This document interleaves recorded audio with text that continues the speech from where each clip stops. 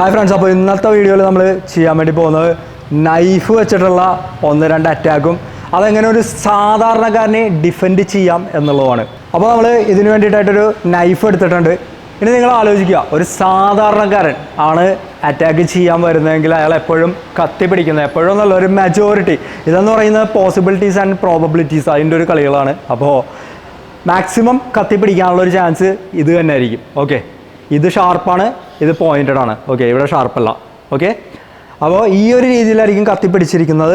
Attack വരാനുള്ള chance എന്ന് പറയുന്നത് ഒന്നെന്ന് പറയുന്നതല്ല, ഇതാണ് ഒരു 80% വരാനുള്ള ഒരു ചാൻസ് ഉള്ളത്. ഓക്കെ, ഒന്ന് ഇവിടെ നിന്നാണെങ്കിൽ ഇതുണ്ടോ ഇങ്ങനെ, രണ്ടാമത്തെ എന്ന് പറയുന്നത് ഇവിടെ നിന്ന് ഇതുണ്ടോ ഇങ്ങനെ, പക്ഷേ അത് വളരെ കുറവായിരിക്കും. ഇതും വളരെ കുറവായിരിക്കും.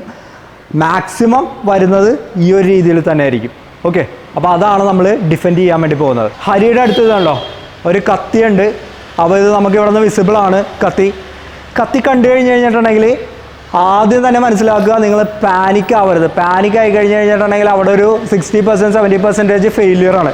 പാനിക് ആവരുത് ഒന്ന്. ഓക്കെ, കത്തി കണ്ടു കഴിഞ്ഞിട്ടുണ്ടെങ്കിൽ ഏറ്റവും ഇമ്പോർട്ടൻ്റ് ആയിട്ട് ഞാൻ പറയുന്നത് എന്താണെന്ന് വെച്ച് കഴിഞ്ഞാൽ, ആ അറ്റാക്ക് നടക്കുന്നതിന് മുന്നേ തന്നെ ഓടിക്കളയുക.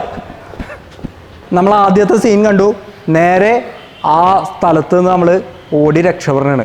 ഈ ഓടി നമുക്ക് രക്ഷപ്പെടാൻ പറ്റാത്തൊരവസ്ഥയാണ്. അല്ലെന്നാണ് നിങ്ങൾ തിരിച്ച് അടിക്കാനാണ് എന്നുണ്ടെങ്കിൽ ഏറ്റവും ഇമ്പോർട്ടൻ്റ് ആയിട്ട് നിങ്ങൾ ആ പരിസരം ഒന്ന് നോക്കുക.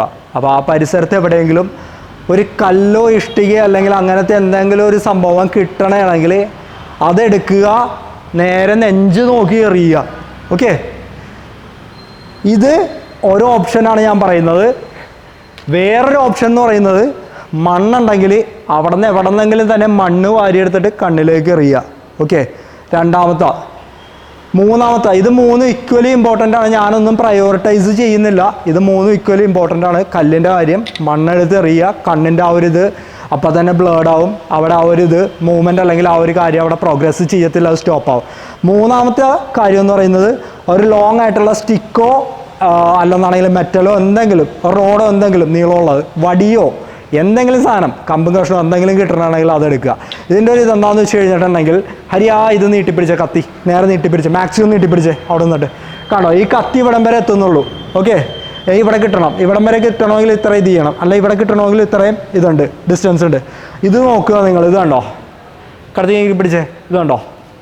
ഓക്കെ, നമുക്കിതിൽ അടുത്തേക്ക് പോകേണ്ട ഒരാവശ്യവുമില്ല.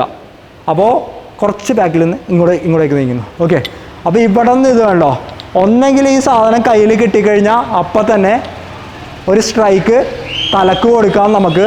അല്ല എന്നാണെങ്കിൽ കയ്യിലിരിക്കുന്ന കത്തി നമുക്ക് ഇവിടെ നിന്ന് ഇത് കണ്ടോ അടിച്ച് തെറിപ്പിക്കാം. ഓക്കെ, ഈ 3 കാര്യങ്ങളും ഏതൊരു സാധാരണക്കാരനും ചെയ്യാൻ പറ്റുന്ന ഒരു സംഭവമാണ്. ഒന്നാമത്തെ കാര്യം.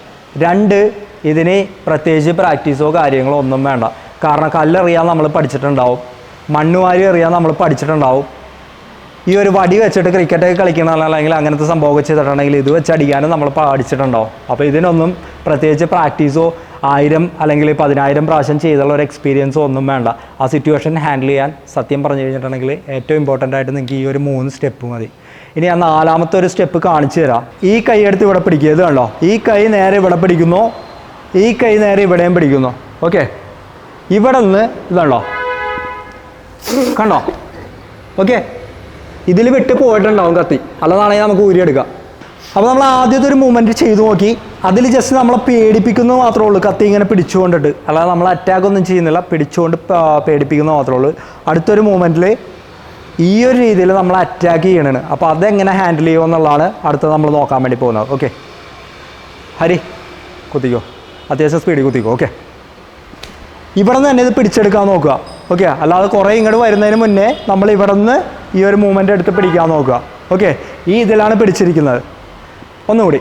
ഓക്കെ, സ്പീഡായിട്ട് ഇവിടെ നിന്ന് പിടിച്ച് കഴിഞ്ഞിട്ട് അപ്പം തന്നെ നമ്മൾ ഈ കൈ ഇവിടെ പിടിക്കണേ കണ്ടോ. ഇത് ഇവിടെ എടുത്ത് വെച്ചു, ഇത് കണ്ടോ, ഇത് ഇവിടെ നിന്ന് എടുത്ത് ഈ ഒരു സംഭവം ഇതുണ്ടോ പോയി കണ്ടോ, ലോക്കല്ലേ കണ്ടോ. ഇവിടെ നിന്നൊന്നും ചെയ്യാൻ പറ്റത്തില്ല അവർക്ക്. അപ്പോൾ ഒരു സാധാരണക്കാരൻ കത്തി വെച്ചിട്ട് കുത്താൻ വേണ്ടി വന്നു കഴിഞ്ഞാൽ എങ്ങനെ ഡിഫെൻഡ് ചെയ്യാം എന്നുള്ളതിൻ്റെ കുറച്ച് സ്റ്റെപ്പുകളാണ് നമ്മൾ നോക്കിയത്. എന്നെ സംബന്ധിച്ച് പറയുകയാണെങ്കിൽ ഒരു സാധാരണക്കാരനാണ് കത്തി ഉപയോഗിച്ച് നമ്മളെ കുത്താൻ വേണ്ടി വരുന്നത്. ഓക്കെ, അപ്പോൾ അത് ആദ്യം കാണിച്ച 3 രീതിയിൽ തന്നെ രക്ഷപ്പെടുന്നതാണ് ഏറ്റവും നല്ലത്. ആദ്യം പോയി ഓടുക, ഒന്ന് ഓടിക്കളഞ്ഞ് ഓടി വീട്ടിലേക്ക് പോകാൻ പറ്റുമെങ്കിൽ അത്രയും നല്ലത്. വിട്ട് കളയുമല്ല, പോലീസ് സ്റ്റേഷനിൽ കൊണ്ടുപോയി കംപ്ലൈൻറ്റ് കൊടുക്കുക. 2, അവിടെ ചുറ്റുവട്ടത്ത് എവിടെയെങ്കിലും വലിയൊരു കല്ലിൻ്റെ കട്ടയോ അല്ലെങ്കിൽ വലിയൊരു പീസ് മരത്തിൻ്റെ വടിയോ എന്തെങ്കിലും കിട്ടണമെങ്കിൽ അത് വെച്ചിട്ട് നമുക്ക് അറ്റാക്ക് ചെയ്യാം. അല്ല എന്നാണെങ്കിൽ കുറച്ച് മണ്ണ് വാരിയെടുത്ത് കണ്ണിലേക്ക് എറിയാം, ബ്ലറാവും. ആ ടൈമിൽ നിങ്ങൾക്ക് രക്ഷപ്പെടാം. അല്ലെന്നാണെങ്കിൽ തിരിച്ച് അറ്റാക്ക് ചെയ്യാം. പിന്നെ നമ്മൾ കാണിച്ച 2 സ്റ്റെപ്പ് അത് നല്ല പ്രാക്ടീസുമാണ്. ആ പ്രാക്ടീസ് ഉണ്ടെങ്കിൽ മാത്രമേ ഉള്ളൂ നമുക്ക് ആ സ്റ്റെപ്പ് യൂസ് ചെയ്തിട്ട് അയാളെ എന്താ പറയുക ഡിഫെൻഡ് ചെയ്യാൻ പറ്റത്തുള്ളൂ. അതിനൊരു നിങ്ങളൊരു 1000 അല്ലെങ്കിൽ ഒരു 2000 10,000 ടൈംസ് നിങ്ങളത് ചെയ്ത് നോക്കിക്കഴിഞ്ഞ് കഴിഞ്ഞാൽ ആ സ്റ്റെപ്പൊക്കെ നിങ്ങൾക്ക് കിട്ടും. ഇപ്പോൾ ഈ പറഞ്ഞ പോലെ ഇതുണ്ടോ, കൈ ഇവിടെ നിന്ന് പിടിച്ചിങ്ങനെ താത്തുന്നതും അല്ലെങ്കിൽ ഇവിടെ നിന്ന് ഇങ്ങനെ പിടിച്ചിട്ട് ഇങ്ങനെ ലോക്ക് ചെയ്ത് നോക്കുക. പ്രാക്ടീസ് ഉണ്ടെങ്കിൽ മാത്രമേ ചെയ്യാൻ പറ്റുള്ളൂ. അല്ല വീഡിയോ കണ്ടിട്ട് ഒരാൾ ഒരിക്കൽ കത്തിയും കൊണ്ട് വരുമ്പോൾ അങ്ങനെ ചെയ്യാമെന്ന് വെച്ച് കഴിഞ്ഞിട്ടുണ്ടെങ്കിൽ അത് നടക്കാൻ പോകുന്നില്ല. അപ്പോൾ ഏറ്റവും ആപ്ലിക്കബിൾ ആയിട്ടുള്ള ആദ്യത്തെ 3 സ്റ്റെപ്പുകളാണ്. അപ്പോൾ അത് തന്നെ നിങ്ങൾ മാക്സിമം ഇങ്ങനത്തെ ഒരു സിറ്റുവേഷൻ വന്നു കഴിഞ്ഞിട്ടുണ്ടെങ്കിൽ യൂട്ടിലൈസ് ചെയ്യുക. ഇനി ഒരു കാര്യം കൂടിയുണ്ട്, ഞാൻ സാധാരണക്കാരൻ്റെ കാര്യമാണ് പറഞ്ഞാൽ കത്തിയും കൊണ്ട് ഇങ്ങനെ വന്ന് ഇങ്ങനെ കുത്തുമെന്ന്. അത് ഇങ്ങനെ ഒക്കെ കുറവായിരിക്കും, മാക്സിമം ഇങ്ങനെ തന്നെ ആയിരിക്കും കുത്തുന്നവർ. ഓക്കെ, ഇനി കത്തിപ്പിടിക്കുന്നത് നിങ്ങൾ നോക്കുക. സാധാരണ ഒരാൾ വരുമ്പോൾ നമ്മളെപ്പോഴും കത്തി യൂസ് ചെയ്യുന്നത് ഇങ്ങനെയൊക്കെ ആയിരിക്കും, അരിയാൻ വേണ്ടിയൊക്കെ യൂസ് ചെയ്യുന്നത്. അപ്പോൾ ഇങ്ങനെ തന്നെ ആയിരിക്കും കത്തി പിടിച്ചിരിക്കുന്നത്. എക്സ്ട്രീം കേസുകളിൽ ഒരു 95 അല്ലെങ്കിൽ 96% ഇങ്ങനെ തന്നെ ആയിരിക്കും വരുന്നത്. അതായത് ഈ ഒരു പോയിന്റ് ഷാർപ്പാണ്, ഈ ഒരു പോയിന്റ് ഷാർപ്പാണ്, ഇവിടെയും ഷാർപ്പാണ്.